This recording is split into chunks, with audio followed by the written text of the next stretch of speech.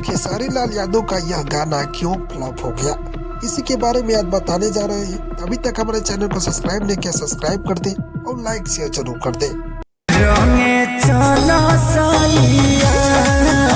जब खेसारी लाल यादव अच्छा गाना गाते हैं तो दर्शकों का प्यार नहीं मिलता है और गाना फ्लॉप हो जाता है। फैन उदास हो जाते हैं, उसका राइटर, उस म्यूजिक प्रोड्यूसर और सभी लोग उदास हो जाते हैं। ऐसे ही भले वाला गाना लाते हैं और वो हिट हो जाता है, सभी लोग ऐसा ही चाहने लगते हैं। तो खेसारी लाल यादव में दोष नहीं है, सुनने वालों में दोष है। यदि हम लोग अच्छे गाना सुनेंगे तो अच्छा आएगा, यदि बुरा गाना सुनेंगे तो बुरा ही गाना आएगा, अच्छा तो आएगा ही नहीं। जो गाना चलता है वहीं भी बजता भी है। यदि कोई भी कंपनी को जिस गाने से फायदा होगा वही तो गाना लाएगा, दूसरा तो गाना लाएगा नहीं कि फ्लॉप हो जाए, कंपनी के घाटा में चला जाए। ऐसा तो होगा नहीं। बड़े बड़े लोग स्टार है, पैसा लेते हैं ज़्यादा।